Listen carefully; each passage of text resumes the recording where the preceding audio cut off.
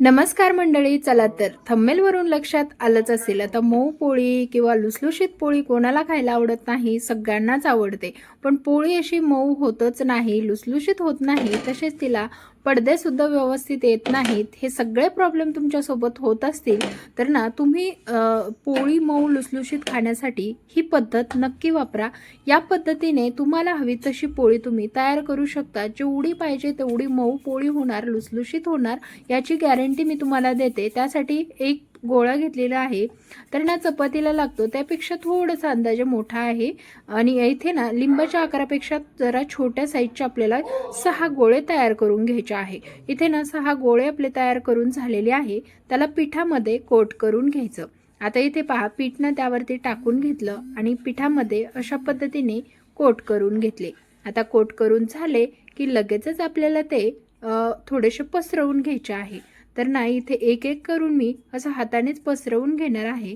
तुम्ही अगदी हलक्या हाताने बेलण्याने लाटून जरी घेतलं ना तरी सुद्धा चालेल, किंवा अशा पद्धतीने हाताने थोडेसे पांगून घेतले ना तरी सुद्धा चालेल. तर आपण ना अशा पद्धतीने हे पूर्ण जे आहेत ना ते पुऱ्या तयार करून घेणार आहोत. आता तुम्ही म्हणाल ही कोणती पोळी? अहो, तुम्ही रेसिपी शेवटपर्यंत बघा, लगेच तुम्ही ही पोळी बनवाल आणि मऊसूत खायला सुद्धा घ्याल. आणि एक पोळी ना जास्त खाल अशा पद्धतीने जर चपाती बनवली ना, आणि विशेष म्हणजे यासोबत तुम्हाला भाजीची सुद्धा गरज पडायची नाही, इतकी खमंग आणि खुसखुशीत तशीच मऊ लुसलुशीत ही पोळी तयार होते. आता ह्या पोळी बनवण्यासाठी ना आपल्याला अशाच हाताने छोट्या छोट्या पुऱ्या तयार करून घ्यायच्या आहे. पुऱ्या इथे आपल्याला अशा पद्धतीने तयार करून घेतलेल्या आहेत संपूर्ण.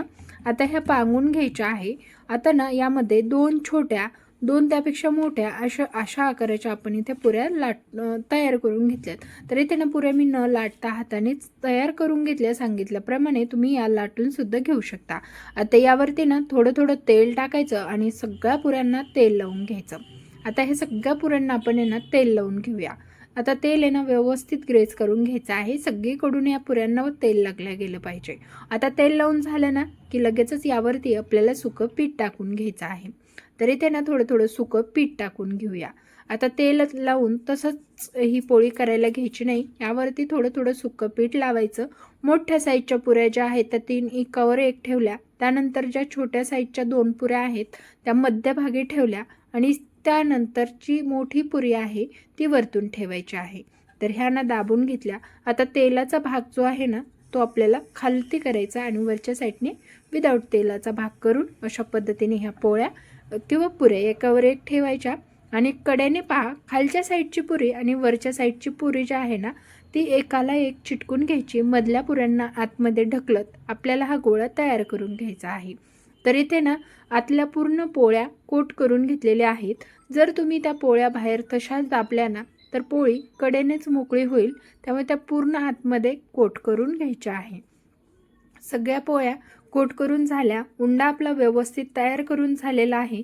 कडा व्यवस्थित बंद करायचा आहे आणि दाबून घ्यायचा आहे. तर तुम्ही पाहू शकता अशा पद्धतीने आपण कडा पूर्णतः दाबून घेतल्या. आता याला पिठामध्ये आपल्याला डीप करून घ्यायचं आणि पोळी सरळ लाटून घ्यायची आहे. पोळी आता एकसारखी आणि आलटून पलटून लाटायची आहे. एकच बाजूने पोळी लाटल्यास एकच बाजूने ती फुगू शकते. त्यामुळे सगळीकडून दोन्ही बाजूने टम्म पोळी फुगण्यासाठी आपल्याला ही पोळी दोन्ही साईडने व्यवस्थित लाटून घ्यायची आहे. पोळी आता अशा पद्धतीने आपण कडाने लाटून घ्यायची आहे. मध्यभागी पातळ आणि कडेने जाड केली ना तरी सुद्धा तुमची पोळी व्यवस्थित फुगणार नाही. त्यासाठी ना कडा व्यवस्थित आणि पातळ अशी कडेने पोळी लाटून घ्यायची आहे.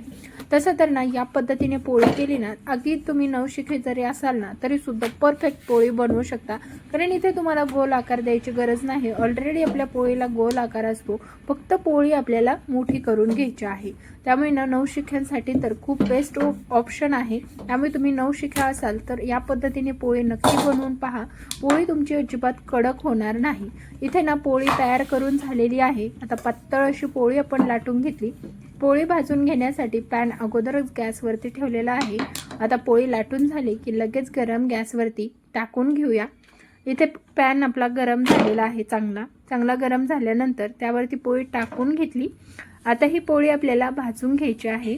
तर अशा पद्धतीने ही पोळी आपण भाजून घेऊया. पोळी अतिशय छान होते। तुम्हाला शेवटून पोळीचा रिझल्टसुद्धा मी दाखवणार आहे की किती मस्त पोळी झालेली आहे। बऱ्याच जणांना चहापोळी खायला आवडते। चहापोळी जर तुम्हालाही आवडत असेल ना, चहापोळी खाण्यासाठी सुद्धा तुम्ही ही पद्धतीची पोळी बनवून पहा। खारीपेक्षाही टेस्टी तुमची चपाती तुम्हाला खायला लागेल। तर तिला पडदेसुद्धा तितके सुंदर फुटतात। तर चला इथे व्यवस्थित अशी उलटण्याने दाबून अशी पोळी भाजून घेऊया। तर खालच्या साईडने तर एकदम मस्त अशी पोळी भाजल्या गेलेली आहे आणि पोळी किती सुंदर फुगली आहे ते सुद्धा तुम्ही पाहू शकता। मस्त अशी पोळी फुगली आहे की नाही। आता तेल सोडायचं आणि पोळी भाजून घ्यायची। मस्त तुमच्या लक्षात येतच असेल की किती मऊ पोळी झालेली आहे। अगदी पुरणाच्या पोळीपेक्षाही जास्त मऊ पोळी इथे झालेली आहे आणि पोळी खरंच या पद्धतीने खायला खरंच, आता पोळीमध्ये खायला काय तुम्ही म्हणाल कशीही लाटली तरी पोळी पोळीसारखी लागणार आहे, तसं नसतं। जशी एखाद्या भाजीमध्ये आपण एकदम सगळ्या गोष्टी प्रमाणबद्ध केल्या तर ती पोळी भाजी कशी चविष्ट लागते, तसंच पोळीसुद्धा जरा वेगळ्या जरा पद्धतशीर पद्धतीने केली ना तर पोळीची सुद्धा टेस्ट वाढते बरं का। तर चला मस्त पोळी तयार झालेली आहे। आता हिचा रिव्ह्यू पाहूया।